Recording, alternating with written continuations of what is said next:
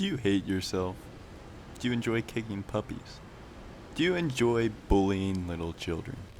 If you answered yes to any of these questions, the Sagittario is probably the jet for you. What's going on, guys? Welcome back to another video. Oh my god, I have never seen an aircraft, actually a vehicle in War Thunder. I've been playing War Thunder for 7 years. I've never seen a vehicle quite as overpowered as the Sagittario. I don't know if I'm saying that right, but that's just what I'm going to say for this video, so sorry. But where to begin with this plane? First of all, let's take a look at that turn. That wasn't a particularly tight turn there, but if you are turning, those flaps in landing position come down nearly 90 degrees. You get plenty of lift from the flaps, but turning in general, this plane is a monster. It can do 15 sustained G's in a turn. I'm about to demonstrate that right here. It's kind of the end of the match. I was bored. I wanted to show it off. 15 G turns, no problem. It's not just like it spikes up to 15 either. You can actually hold an entire turn for 15 G's as long as you like. I run this plane on minimum fuel and I've got max G and stamina on my pilot. So that's going to also impact it. On top of that, 15's not the limit. That's just the limit that it can sustain during a turn. Right here, miss some shots in IL-28, nearly hit the ground, turn ourselves around, spikes to 16G. I've never seen an aircraft do that in a realistic battle. Just to further drive the point home, take the most overpowered vehicles you can think of in the history of War Thunder. The CL-13 on introduction, the Leopard 1 on introduction, I mean probably the F-86 F2, the Hunter, they were all pretty overpowered at one point. If not, definitely the meta planes. It's what everyone wants to fly at some point in the game. It's obviously not like that anymore.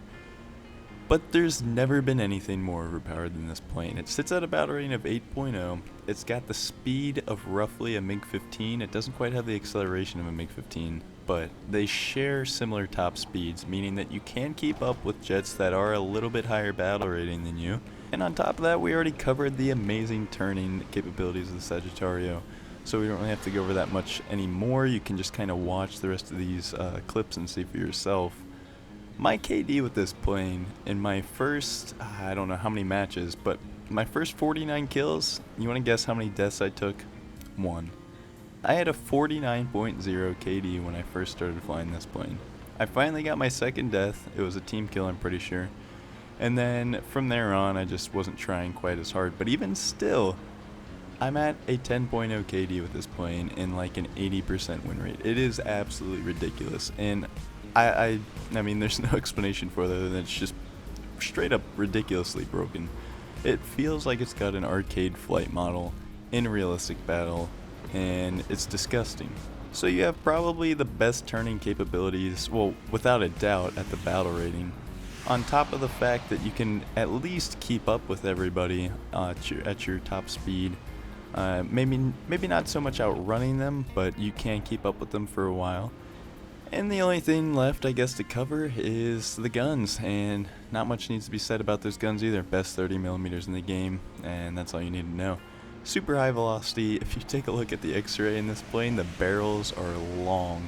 There are some long boys in there, and that adds to the velocity of the cannons, so you don't have to lead quite as hard as you would on some of the other 30mm, for example, Aidens and Defas, stuff like that.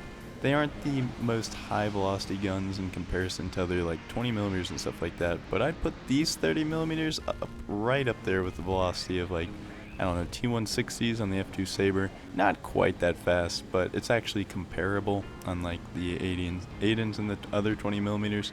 So that's something to look forward to. And I guess for one more thing, just for the sake of talking, it's pretty good at defensive flying too. You can get out of the, I guess, nose position of an enemy plane if they're trying to get guns on you relatively easily, obviously because you can pull 16G turns, but on top of that the roll rate is pretty dang good, so it's kind of easy to, well, I guess what people used to call cancer roll, out of the line of sight of an enemy plane and just pull your 16G turn and flip yourself back around onto their 6. As far as energy goes, it's not the best energy fighter. It bleeds energy pretty damn hard considering it pulls so hard, but since you are turning so hard and pulling so many degrees a second, you can cut inside people's turns pretty easily, and it kind of makes up for the lack of speed that you're losing while you are turning. So even though you're slowing down a lot, you're not necessarily getting farther apart, if that makes any sense. It is important to keep in mind though, because when you do go slow, it's easier to get third-partied, especially in jets. I say this as much as I can. Speed is going to be your lifeline in jets, as altitude is in props, so stay fast whenever you can, but of course, the Sagittario is an excellent turner, so of course you can get out of sticky situations based on your turning capabilities alone. That pretty much does it for the Sagittario as far as things to go over with the plane, a quick overview. I'm not going to sit here and give you guys a tutorial on how to fly the plane. It's pretty damn self-explanatory. I just thought I'd come on here and complain for a little while. Before the Sagittario gets nerfed, this will always be up here for good memories. I've watched a couple of videos on this plane myself. Deffen, I'm not sure. I think it's Deffen, but I'm sorry, I don't know his name.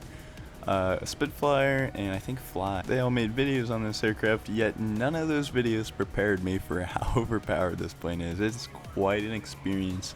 If you haven't gotten it yet, I recommend it. At least play with it for a couple games before it gets completely moved up in battle rating. It's unique, that's for sure. The sad part is I don't think this is a very hard fix. I think, once again, just fix the flight model. It feels like an arcade flight model. If you just make it so that it doesn't pull 15 G turns, then it'd be a perfectly balanced plane in my opinion. It's not necessarily overpowered in anything except its turning. You know, if it was just a normal turning aircraft and not 15 Gs, then I'd think it'd fit in pretty well at 8.3. So it is only a 0.3 battle rating increase, but I really don't think that much needs to be changed about the Sagittario, again, other than the flight model. People will sit there and say that the guns are overpowered, they're like 11.0 guns or whatever. I don't think armament is a good way to, I guess, balance a vehicle. For example, the Harrier. The Harrier is a 10.0 plane now because of SRAMs and SRAMs alone, yet the Harrier itself is a pretty bad plane. It's a flying bus. It doesn't turn at all. You can't dodge any missiles that are at least somewhat reputable, things like AIM-9Js, R60s, maybe even AIM-9Ds. You're pretty much screwed if somebody shoots one of those at you from a safe, or at least a realistic range. And there's not much you can do about it. You don't have flares in the Harrier GR1, yet it sits at 10.0 because it has 4 SRAMs. And yet SRAMs are only overpowered below 10.0, where not many things have flares, and they're pretty useless above 10.0, where everything has flares. So my point being is that it's just not an effective means of balancing, in my opinion. You kind of just got to take the armament for what it is and realize that it's not what makes the plane. Anyways, moving along here, we're just kind of zipping around the battlefield, going in and out of teammates. I haven't been the best at aiming these guns this match, however, it's not because the guns are hard to aim by any means. I'm just not the best player, I guess. Anyways, we're going to move on to the final game here. I've had so many ace games. At one point I was averaging like 4-point-something kills a game. It's just I can't take this point seriously. I really can't take this video seriously. It actually feels awful not having to, but talking about this plane, because people don't stand a chance. People you play with, there's nothing they can do about it. Most of the aircraft that you face are inferior in every single way. The only time that doesn't happen is if you're getting a full up tier into like 9.0, and even then you can hang with most 9.0 aircraft. The way the Sagittario sits right now, I think 9.0 is actually the appropriate battle rating for this plane. If not 8.7, I still think that's being too generous to the plane. It's very, very capable right now, mainly because of the guns and the turning, but it is what it is. We just gotta deal with it at 8.0. Rest assured, I do think Gaijin's gonna do something about it. Like I said, I have an 80% something win rate in this plane, and I imagine that plenty of other players do as well. So their little algorithm or whatever stat sheet that changes battle ratings automatically is going to pick that up, and the Sagittario is probably either going to go up in battle rating or the flight model is going to get changed. So that shouldn't be too long. The Harrier GR1 with the SRAMs, like I was talking about earlier, it plagued this battle rating as well. And when it was at like, what was it, 9.7, it came in the game. Maybe even started as 9.3 and went to 9.7. Regardless, it eventually got changed too, so have a little faith. But even in this clip, you can see the kind of planes I'm going up against. Me-262s.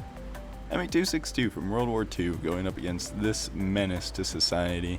It stands no chance. I'm faster than it. I can turn better than it. Uh, I'll probably even win in a head-on, despite the 262 having 2 more 30mm. I can get in and out way before he can, just because of the velocity of my cannons. I can start shooting way further away. And I can probably even give a Horton 229 a run for its money in a turn fight. Actually, I'm going to go ahead and say it's not a run for its money. I'm going to straight up win, because the Horton 229 can't use a rudder while it's in a turn fight. And the Sagittario could probably do a rolling scissors on it pretty easily. I know I said I was going to talk about the gameplay, but there really isn't too much to talk about. I'm not being cautious, I'm not being careful, I'm not being methodical. I'm just kind of flying around and shooting people, and that's what you're going to do in this plane. So I guess it's kind of similar to an R3 in that sense, where you just kind of drive around and shoot at everything. Well, in the Sagittario, you're flying around at everything. In fact, I think the Sagittario and the R3 would make for a great team in RRB. Even though, what is that, 4.7 now, the R3? I don't know, I don't have it. But if somebody does have it, I encourage you to pair them up in ground RB and let me know what kind of success you can have. Maybe make a video of it and send it to me. That'd be a pretty fun watch. The most hated ground RB vehicle paired up with the most hated air vehicle, and they're on the same nation in the same battlefield. Somebody make it happen. Anyways, just finishing up this game here. We're going to finish out the 262. 30mm blow his wing off as they do. Typically 1 or 2 shot everything, as long as you get a clean burst in. That's 2 ace games, a 4 kill, and a couple of UFO like 15 and 16G turns. That's gonna do it for the Sagittario. I don't think I'm gonna make another video on it. I just wanted to throw this out there because I think it's a pretty funny plane right now. Anyways, I hope you guys enjoyed the video. I hope somebody out there learned something, though probably not, and I'll see you on the next one. F5E.